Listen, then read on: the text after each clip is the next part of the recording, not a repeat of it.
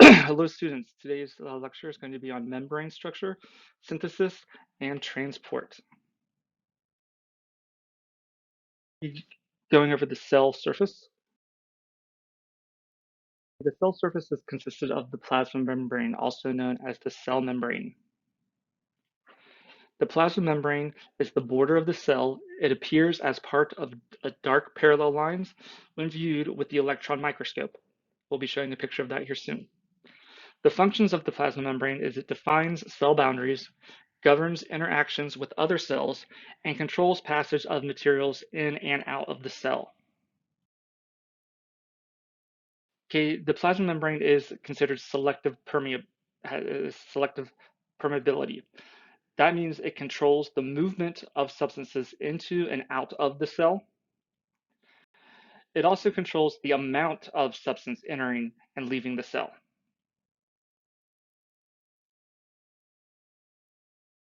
So the plasma membrane is composed of a phospholipid bilayer. If we draw a line in this model, right down the middle, this is the phospholipid bilayer. Okay, we have 1 and 2. The phospholipid itself is considered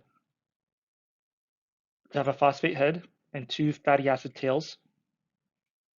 And then the other one is upside down, making that phospholipid bilayer. The phospholipid molecule is composed of a glycerol backbone, 2 fatty acid chains, and that phosphate group, which is the head. Okay, so it's important to remember that the heads are polar, okay, and the tails are considered nonpolar.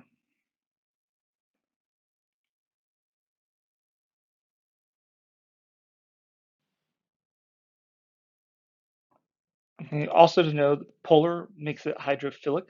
Okay, if we take that and break it in half, we have hydro meaning water, philic meaning loving, which means it likes water. Nonpolar makes it hydrophobic. We split that in half.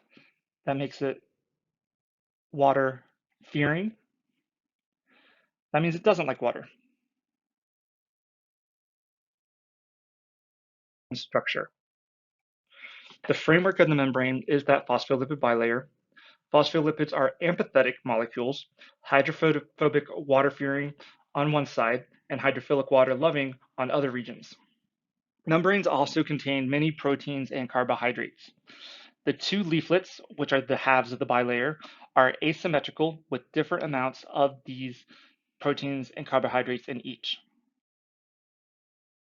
Seeing a picture of the plasma membrane, if you remember at the beginning of the lecture, we talked about that parallel darker lines.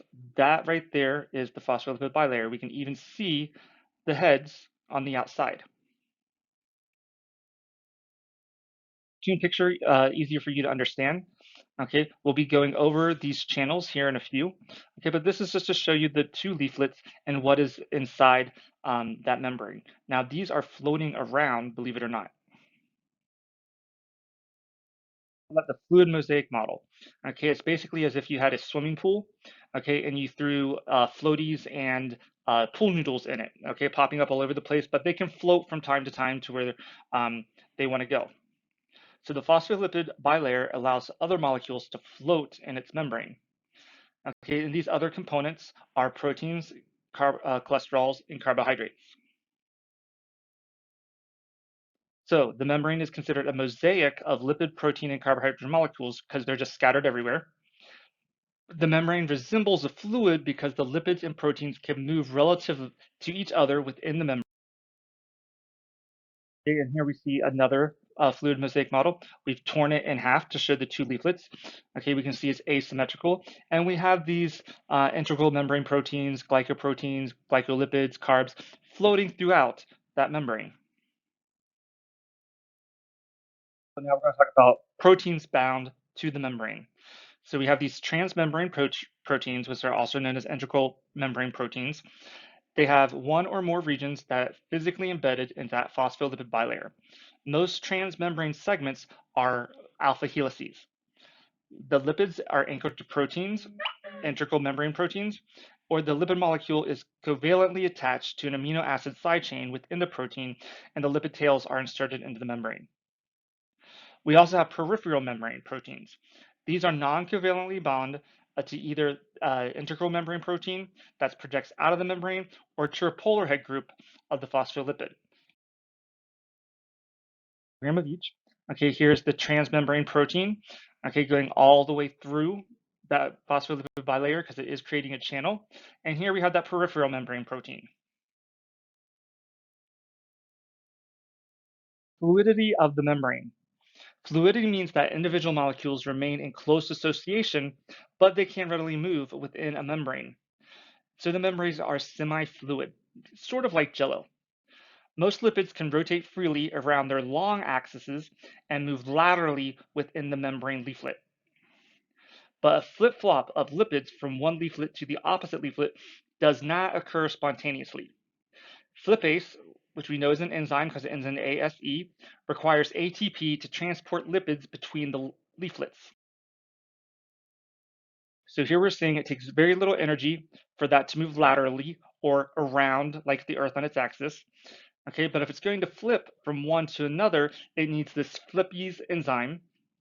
Okay, and it requires ATP as energy to do this. We also have things that are called lipid rafts. These are where certain lipids associate strongly with each other to form a raft together. A group of lipids floats together as a unit within the larger sea of lipids in the membrane. The composition of the lipid raft is different than the rest of the membrane. It has a high concentration of cholesterol and a unique set of membrane proteins. Now we're talking about temperature and fluidity. Optimum level of fluidity is essential for the cell function to grow and divide. If it's too fluidy, it's leaking. If it's too solid, the function of the membrane proteins are inhibited. Cells of many species adapt to temperature changes by altering the lipid composition of their membrane. The movement of proteins. Membrane proteins are larger than the lipids, but can still rotate and move laterally like them in the plane of a membrane. It is at a slower rate though. The flip-flop of a transmembrane protein does not occur. Okay, and then once again, not all integral membrane proteins can move. Okay, so depending on the type of cell, 10 to 70% of the membrane proteins may be restricted in their movement. These integral membrane proteins may be bound to components of the cytoskeleton, which is like the skeleton of the cell, which restricts the proteins from moving laterally.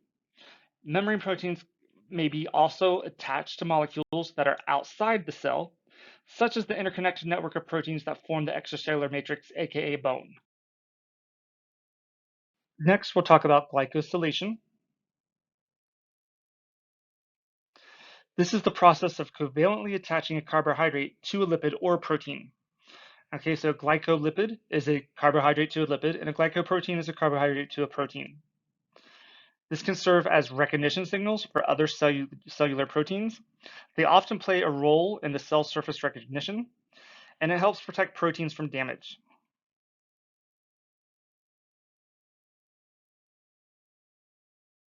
To get more specific about membrane proteins and lipids. Going with membrane proteins, 98% of membrane molecules are lipids. They're phospholipids. So 75% of the membrane lipids are phospholipids. Amphithetic molecules are arranged in a bilayer. The hydrophilic phosphate heads face water on each side of the membrane, and the hydrophilic tails are directed toward the center, avoiding water. Okay, they drift laterally, keeping the membrane fluid. Next, we have cholesterol. 20% of the membrane's lipids are cholesterol. This holds the phosphate lipids still and can stiffen the membrane. We then have glycolipids. This is about 5% of the membrane lipids, phospholipids with short carbohydrate chains on the extracellular surface, and this contributes to the glycocalyx, or carbohydrate coating on the cell surface. With membrane proteins, membrane proteins, half of the plasma membrane by weight. They float and move in the fluid bilayer, and it performs most of the membrane's functions. We have two structural types. We have integral membrane proteins and peripheral membrane proteins. So going with those two types, the integral proteins. These are embedded within and extend across the phospholipid bilayer. Their hydrophobic regions interact with the hydrophobic interior. Hydrophilic regions are exposed to the aqueous environments on either side of the membrane. Many are glycoproteins with a carbohydrate protein. With the peripheral protein, they are not embedded in the lipid bilayer, and they loosely attach to external or interior surfaces of the membrane. And you can go back and look at the picture of this earlier in the lecture. Okay, we also have functional categories of proteins. We have transport proteins. These regulate the movement of substances across the membrane. They can be consist of channels, carriers, pumps, symporters, or antiporters. We then have cell surface receptors. They bind molecules called ligands. Okay, these are things such as neurotransmitters released from a nerve cell that binds to a muscle cell to initiate contraction. The neurotransmitter is called acetylcholine. Okay, and this is how we move our muscles. We also have identity markers. These communicate to other cells that they belong to the body. These markers are used to distinguish healthy cells to be from cells that need to be destroyed. Okay, these are kind of like the "Hi, my name is" sticker that we would wear at a conference. These are like the stickers that a cell would wear, so they get identified that they belong there. One cartoon example showing a channel, a carrier protein, a pump, a cell surface receptor, an identity marker, and we also have enzymes, an anchoring site, and its cell adhesion protein. The transmembrane protein, okay, we can see it fully going through that membrane with the hydrophilic and hydrophobic regions as mentioned. Some functions of membrane proteins. Here we have another cartoon with the list as well as the definition, okay, below each that you should read on your own. Okay, now we're still working on the membrane. We have these things called microvilli. Okay, they're extensions of the membrane. It gives 15 to 40 times more surface area. Okay, and they're best developed in cells specialized in absorption, such as the stomach or the intestines. Okay, that's where we want more surface area in order to bring in those nutrients from. Here we see a diagram, which we see these go down and up, creating the microvilli, which gives the cell more surface area. And these are just the top of them.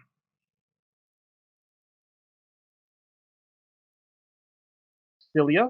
Cilia are hair-like processes. They are a single non-motile primary cilium found on nearly every cell. It works as a kind of antenna for monitoring nearby conditions. It helps with balance in the inner ear and light detection on the retina. We then have multiple non-motile cilia found in sensory cells of the nose. Okay? This is to get rid of dust and debris that might go into the nose. We have flagellae. The tail of the sperm is the only functional flagellum in human beings. It's a whip-like structure with an axonome identical to the ciliums. It is much longer than the cilium, and it's stiffened by coarse fibers that support the tail. Movement is undulating, snake-like or corkscrew-like. Okay, whereas if there's no power stroke or recovery strokes, it's always continuous. Pseudopods. Okay, pseudopods continually change extensions of the cell that vary in shell shape and size. So they can move around and change their shape according to what they're going after. They can be used for cellular locomotion or capturing foreign particles. To membrane transport.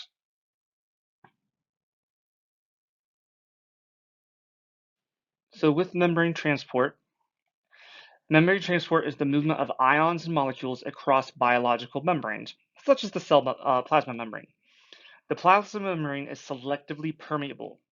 This means it allows the passage of some ions and molecules, but not others. This structure ensures that only essential molecules enter, metabolic intermediates remain inside, and waste products can exit. We're going over passive transport. Passive transport is the movement of particles across the plasma membrane without using energy. We have three modes of this passive transport: diffusion, facilitated diffusion, and osmosis. This is the movement of particles from an area of high concentration to an area of low concentration. Okay, so it's making the entire beaker here full after a certain amount of time, okay, to get all the molecules where they need to go. This is controlled by temperature, pressure, as well as concentration. Diffusion is trying to reach this stage called dynamic equilibrium. It's reached when the diffusion of material into the cell equals diffusion of material out of the cell. Molecules continue to move, but the overall concentration remains the same. Here we have outside the cell, the plasma membrane, and inside the cell. So these green molecules are going back and forth from going this way from area of high concentration to low concentration until it's equal on both sides.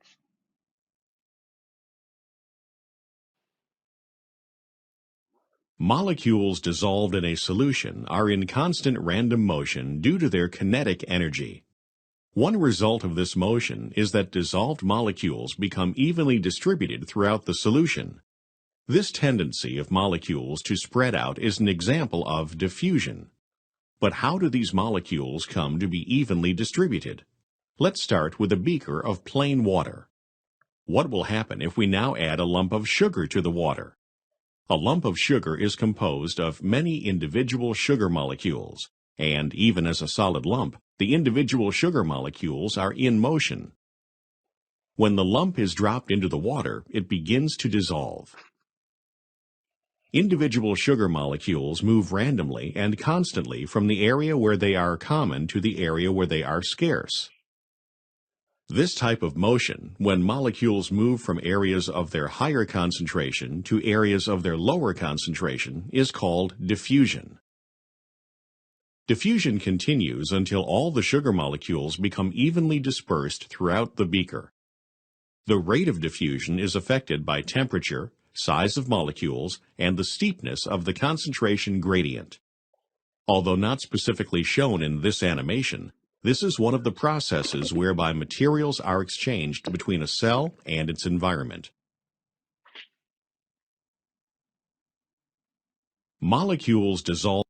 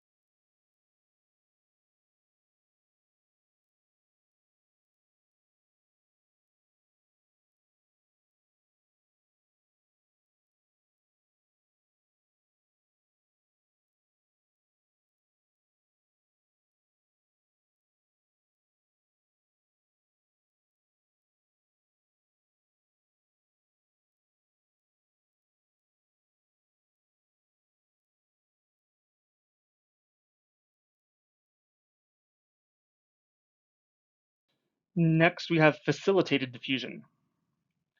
This is movement of materials across the plasma membrane using proteins. Here we have two types. We have channel-mediated diffusion and carrier-mediated diffusion. The channel protein allowing things through the plasma membrane.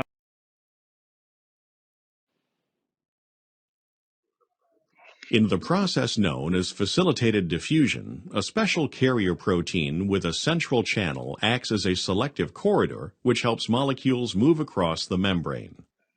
These special carrier molecules that form the protein channel bind only to a specific molecule, such as a particular sugar or amino acid. Once the molecule binds to the carrier protein, This protein helps or facilitates the diffusion process by changing shape and moving the molecule down its concentration gradient through the membrane into the cell where it is released. Facilitated diffusion is similar to simple diffusion in that both involve movement of molecules down their concentration gradient, and this movement is carried out without any input of energy. However, in facilitated diffusion, the movement of molecules will only take place if it is facilitated or helped by a special protein carrier in the membrane. Facilitated diffusion can occur in either direction depending on the concentration gradient. If there is a higher concentration of the particular molecule inside the cell, the same carrier protein would then transport the molecules out of the cell. In the process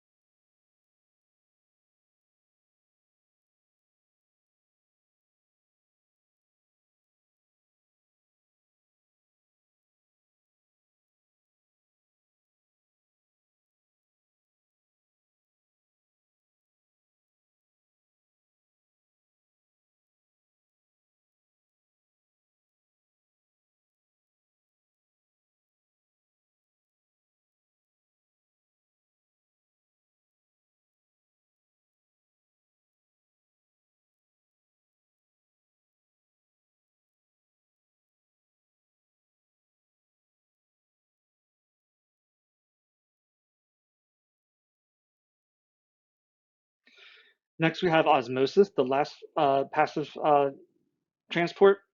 Osmosis is the movement of water. If you get nothing out of this lecture, please, please, please remember osmosis always means water. Okay, water, water, water, water, water, water, water, water. You'll see as we go through. Passive movement of water through a selective permeable membrane. Membrane allows the passage of water.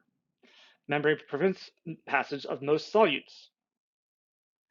Differences in water concentration on either side of a membrane.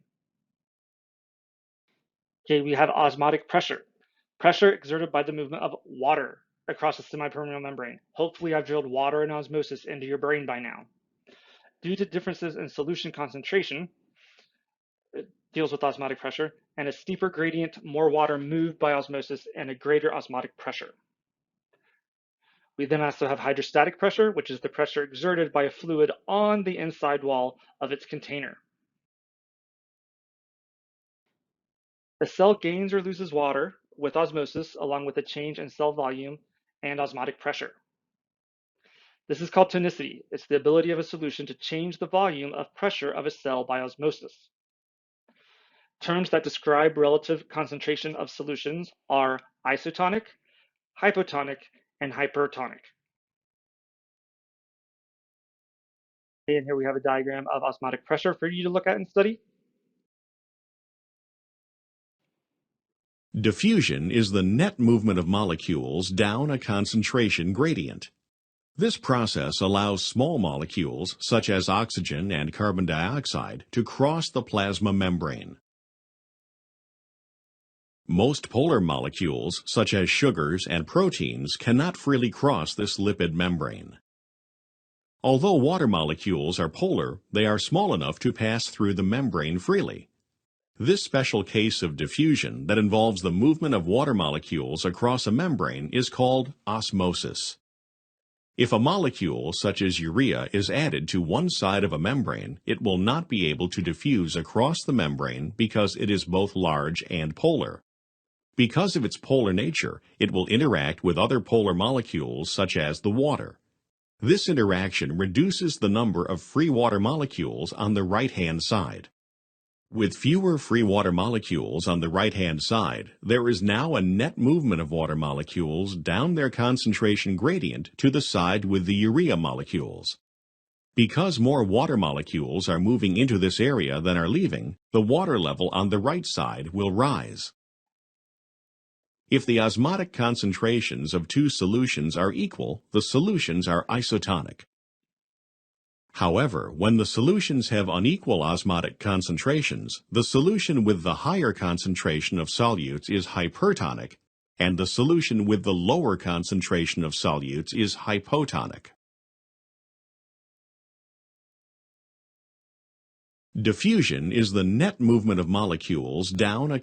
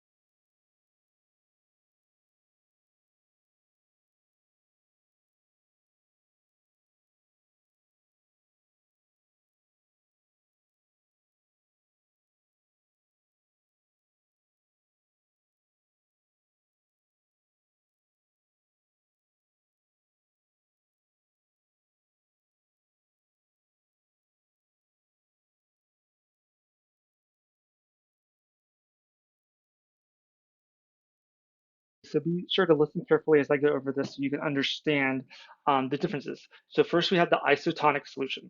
Water and dissolved substances diffuse into and out of the cell at the same rate. Okay, so here iso is easy to remember because it's equal.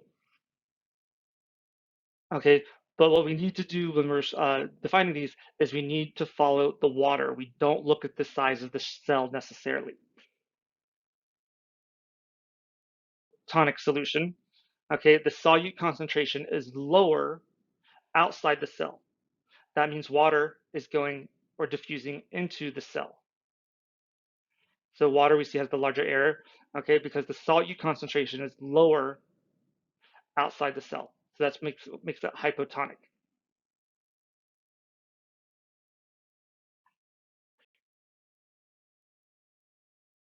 Tonic solution. So solute concentration is higher outside the cell. So since it's higher outside the cell, water is going to be going out of the cell, as we see with the larger error, and so water diffuses out of the cell.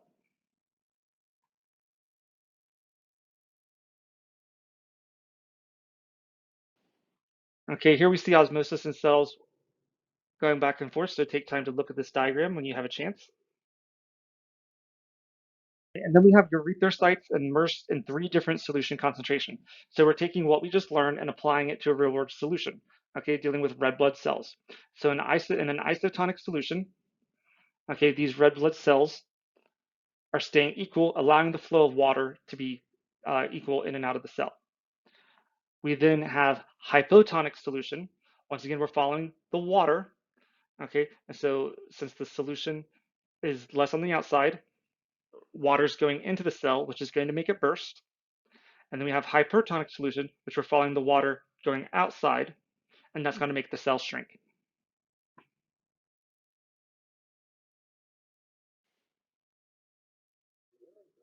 The image on the left is human erythrocytes, or red blood cells. The image on the right is enhanced with filters. These living cells are in isotonic solution. Note the lozenge shape. Now the solution has been changed to have a high salt concentration. It is hypertonic. The red blood cells shrivel and become crenated. Finally, the solution has been changed to plain water. the cells swell and burst, leaving empty membranes behind. This phenomenon is called hemolysis.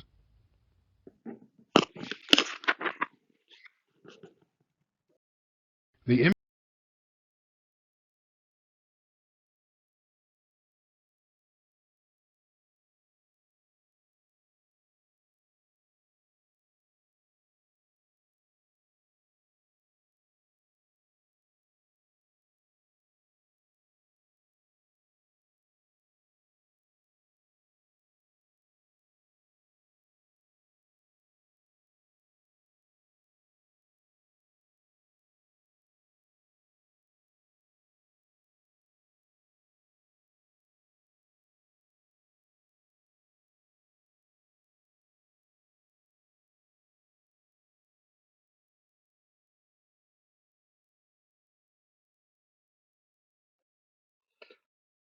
Now we have another video.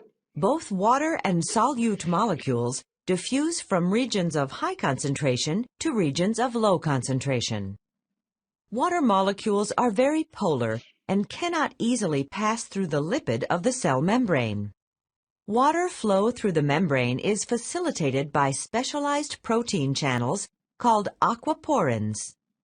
Solutes, such as ions and sugars, are not lipid-soluble and therefore are not able to pass through the bilipid layer of the cell membrane without special transport proteins. Dissolved solutes interact with water molecules which form hydration shells around the charged solute molecules. When a membrane separates two solutions with different concentrations of solutes, different concentrations of free water molecules exist on the two sides of the membrane. The side with higher solute concentration ties up the water molecules in hydration shells. Free water molecules then move down their concentration gradient toward the higher solute concentration. This net water movement across a membrane toward a higher solute concentration by diffusion is called osmosis. If two solutions have unequal solute concentrations, the solution with the higher solute concentration is hypertonic, and the solution with the lower solute concentration is hypotonic. If the solute concentrations of the two solutions are equal, the solutions are isotonic. If red blood cells are placed in a solution with a higher solute concentration than the solute concentration in the cytoplasm of the cells, water diffuses out of the cells, causing them to shrivel up. If red blood cells are placed in a hypotonic solution where the solute concentration of the solution is less than the solute concentration in the cytoplasm, water diffuses into the cells, causing them to swell and eventually burst. In contrast, plant cells are surrounded by strong cell walls, which can withstand high internal pressures without bursting. In a hypertonic solution, the cell membrane shrinks within the cell, but the cell wall remains intact. This is called plasmolysis. When placed in a hypotonic solution, cells surrounded by cell walls swell but do not burst, because the cell wall is strong enough to withstand the turgor pressure. Both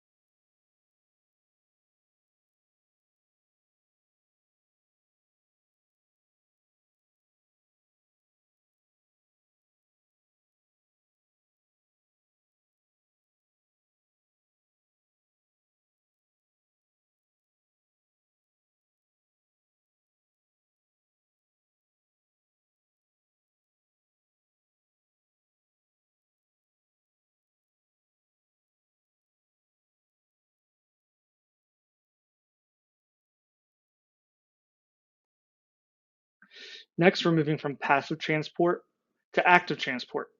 So this is the movement of particles across the cell membrane using energy.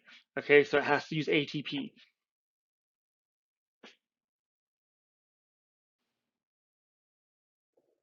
Small molecules, such as sugars and amino acids, can be transported up a concentration gradient.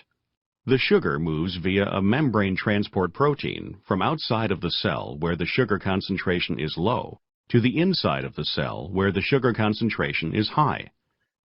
The transport of the sugar through a coupled transport protein is driven by the movement of counterions such as sodium ions or protons that are moving down their concentration gradients from a region of high to low concentration. Sodium ions and the specific sugar or amino acid simultaneously bind to the same transmembrane protein on the outside of the cell, called a symport.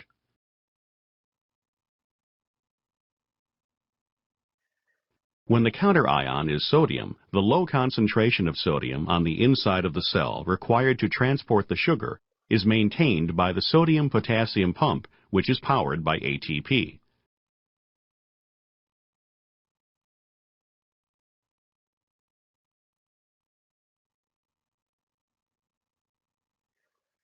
In a related process called countertransport, the inward movement of sodium ions is coupled with the outer movement of another substance such as calcium ions.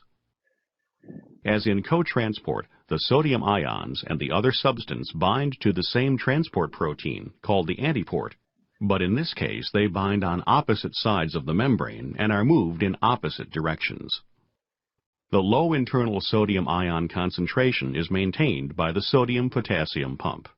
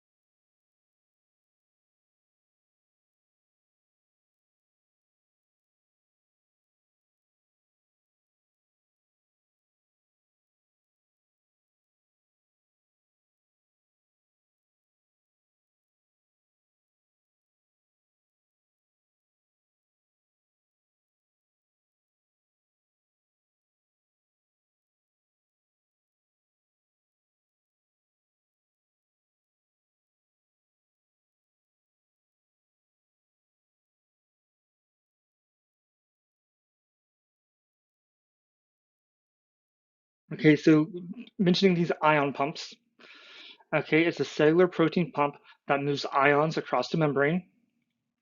It maintains internal concentrations of those ions. For example, a calcium pump and plasma membrane of erythrocytes. They prevent cell rigidity from accumulated calcium, and the erythrocytes remain flexible enough to move. The most common one that students normally hear of because of their psychology course is the sodium-potassium pump. Okay, this is an exchange ion pump. It moves one type of ion into the cell against the gradient while moving another type of ion out of the cell against the gradient. Plasma membrane preserves the steep gradient differences. So it continuously exports sodium out of the cell and moves potassium into the cell. Very common in the nervous system. Of how that works, we just saw it in the video as well. So you'll want to take a look at that diagram and study.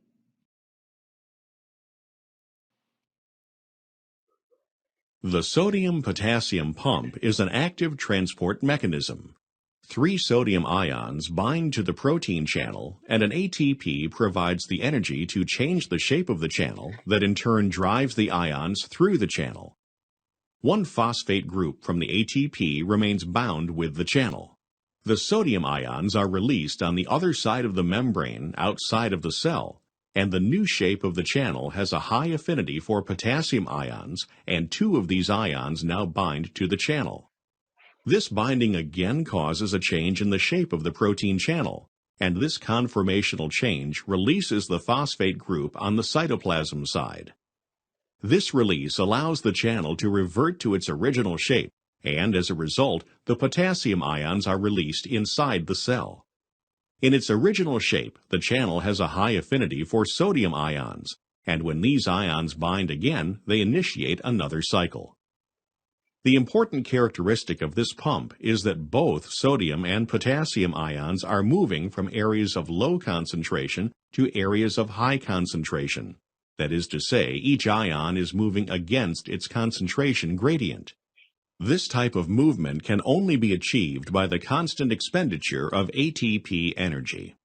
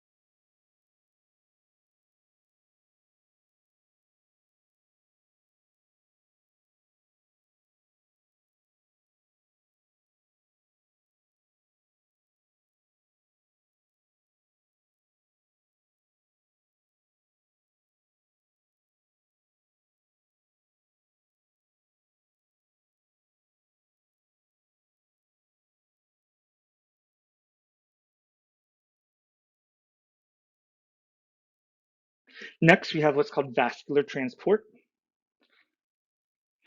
Okay, this is also called bulk transport. It involves energy input to transport large substances across the plasma membrane by what's called a vesicle. The membrane-bound sac filled with material is what the vesicle is. It's organized into processes of exocytosis and endocytosis. Okay, so if we break the words apart, exo is to exit, cyto is cell, so this is exiting the cell, endo is in, cyto is cell, so this is entering the cell. First with exocytosis. Okay, large substances are secreted from the cell, normally waste. Macromolecules too large to be moved across the membrane. So the material is packed within intracellular transport vesicles. That vesicle and plasma membrane fuse together. This also requires ATP, and the contents are released to outside of the cell following this fusion. For an example, we have release of neurotransmitters from a nerve cell. Okay, so here we have the vesicle. It goes and attaches itself to the plasma membrane and kind of becomes part of it and releases the excess materials. Cytosis. Okay, we have a vacuole that pinches into the cell. So it's cellular uptake of large substances from the external environment. Steps of endocytosis are similar to the exocytosis, but in reverse. So we have a pocket or a vagination forms, pinches off to form the vesicle. And this is used for uptake of materials for digestion, retrieval of membrane regions from exocytosis, and regulation of membrane protein composition to alter cellular processes. The substances used as fuel by single-celled organisms include other smaller cells, particles of organic material, and large molecules that cannot pass through the plasma membrane. Many single-celled eukaryotes use a mechanism called endocytosis to ingest such food particles. In this process, the plasma membrane surrounds and engulfs the food particle.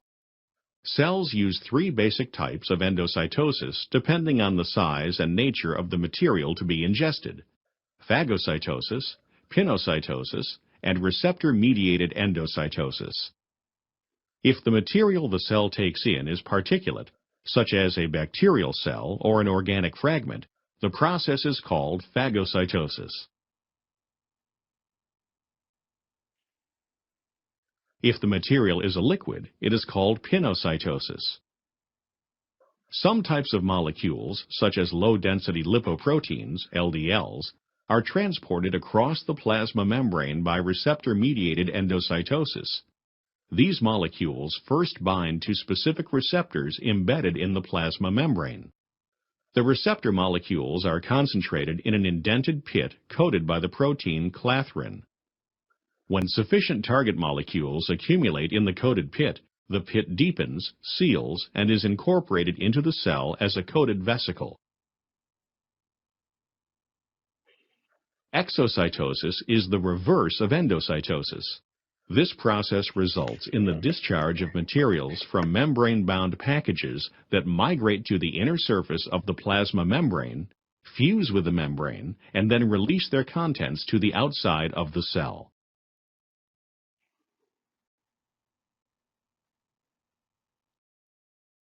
Continuing with endocytosis, we have three types, as I mentioned: phagocytosis, pinocytosis, and receptor-mediated endocytosis. So phagocytosis, what you really need to remember is this is cellular eating. Okay, this occurs when a cell engulfs a large particle internal to the cell. It forms large extensions called pseudopodia. They surround that particle, enclosing it into a membrane sac. The sac is internalized, the contents are digested after fusing with the lysosome, and only a few cell types perform this. So when a white blood cell engulfs a bacteria or a microbe, this is how it destroys and digests that bacteria. Here we see the pseudopodia come out from the cell, and it's like it's eating it, which it will because the lysosomes will come in and destroy that microbe. Okay, here's just showing you more in depth as it goes through. Pinocytosis. This is cellular drinking. That's what you need to remember. Okay, this is internalization of droplets of interstitial fluid containing dissolved solutes. Okay, multiple small vesicles are formed, and this is performed by. So as we see here with pinocytosis, this is drinking. Okay, and you can see and study how this process works in the diagram. We have receptor-mediated endocytosis. Okay, so this uses receptors on the plasma membrane to bind those molecules with interstitial fluid and bring the molecules into the cell. Okay, this enables the cell to obtain bulk quantities of substances. Okay, for an example, it transports cholesterol from blood to a cell. Cholesterol is bound to low density lipoproteins, or this is where we term the LDL cholesterol. These move from the blood into the interstitial fluid, then bind to the LDL receptors in the plasma membrane, and the LDLs are then internalized. We have a picture that you could study, okay, of receptor-mediated endocytosis. Okay, here's a list of exocytosis and endocytosis processes, okay, of hormones, digestive enzymes, okay, uptake of viral nutrients, root nodules. I would highly suggest reading and studying this slide. Lastly, if you fail to pay attention to anything of this lecture, this is where you want to wake up and focus your attention. This one slide explains every single process that we just went over in lecture. Okay, so the lecture, as we know, was about membrane transport. Okay, it breaks into the two processes, passive transport and active transport. With passive transport, we have diffusion and osmosis. That diffusion can then be simple diffusion or facilitated diffusion, and that facilitated diffusion is either channel mediated or carrier mediated. If we go the other wing of the active process, we have active transport or vesicular transport. That active transport can either be primary or secondary, containing a symporter or an antiporter as seen in the video. If we go vascular transport, this is either exocytosis or endocytosis, and endocytosis is broken down into phagocytosis, pinocytosis, and receptor-mediated cytosis. Part of metabolic activity is the ability to move materials into and out of cells.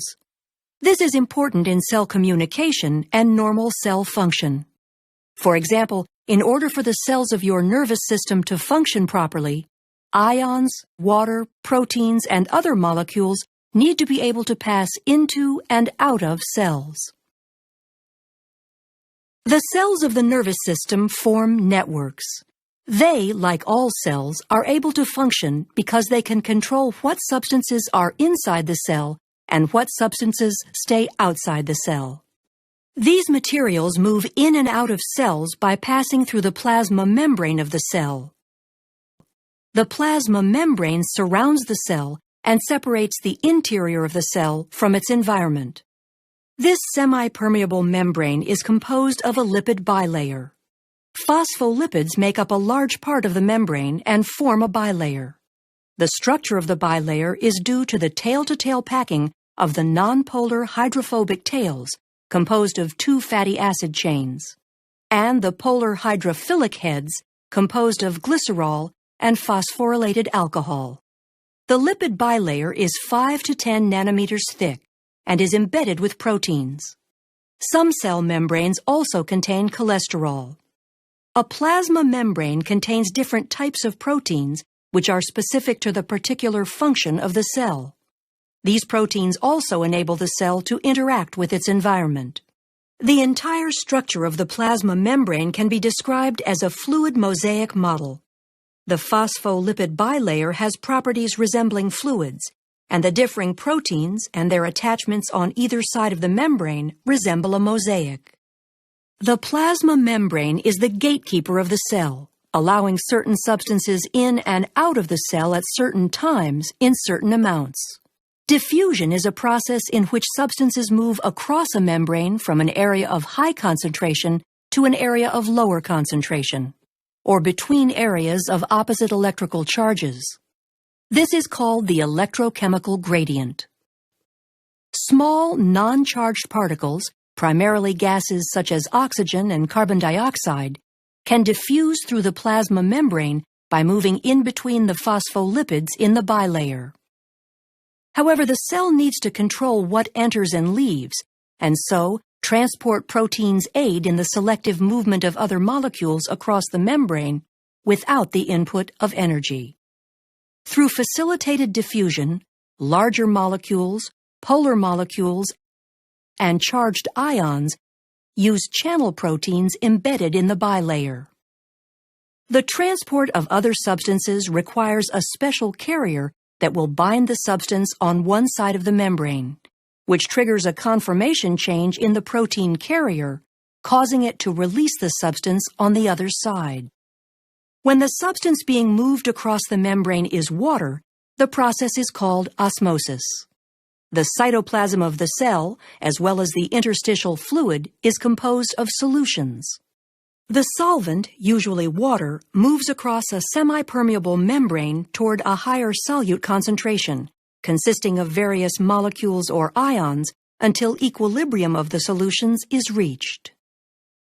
The plasma membrane contains proteins called aquaporins, which are specialized channels for the movement of water during osmosis. A cell in a hypertonic environment will have water move from the inside of the cell toward the higher concentration of solutes in the solution outside the cell. In a hypotonic solution, the concentration of solutes is higher inside the cell than the outside environment, so water will diffuse into the cell. When the solutions on either side of the membrane reach equilibrium, they are referred to as isotonic. When substances need to be driven against their concentration gradient from low to high concentrations, active transport is required. This process uses energy to move a substance across the membrane using selective protein carriers. The sodium-potassium pump is a specialized membrane protein carrier, common in most animal cells, that moves sodium and potassium ions across the plasma membrane. ATP fuels the pump in the movement of these ions from low to high concentrations, moving sodium ions outside of the cell where they become concentrated and bringing potassium ions into the cell where their concentration is higher relative to the outside. In other instances of active transport, the concentration gradient created from the action of one pump can be used as the input of energy to drive a different pump, a process known as coupled transport.